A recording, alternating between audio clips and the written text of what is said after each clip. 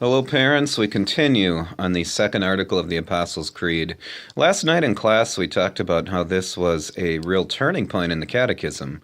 The first part of the Catechism deals with the Ten Commandments, and then the first article is about how the world was created and how the world is supposed to be.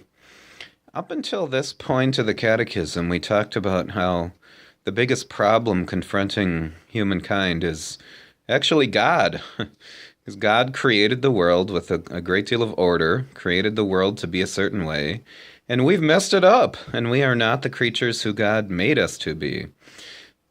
That's where the second article of the Creed comes in, and the whole rest of the Catechism follows a different theme. That is what God has done for us and is continuing to do in restoring His creation and remaking us, redeeming us as His people. So in order to really understand that, you got to understand Jesus.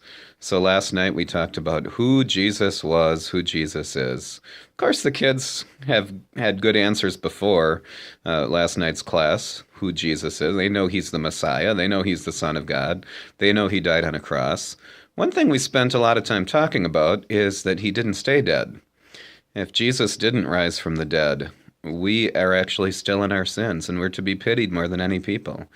We also talked about the importance of, when we talk about Jesus, talking about our relationship to Him.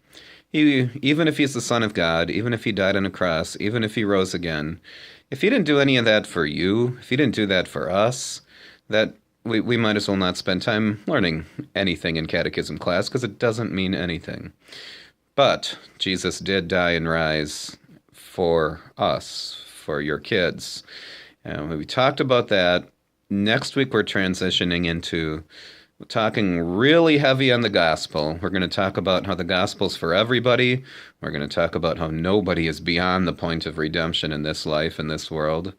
And they have another task. They did pretty well last week with asking classmates questions. This week, the task is to kind of get to the crux of how we know we're saved. I'm curious to see what your kids' classmates, it seems like they actually, the interviews they did last week, these people they talked to know who Jesus is.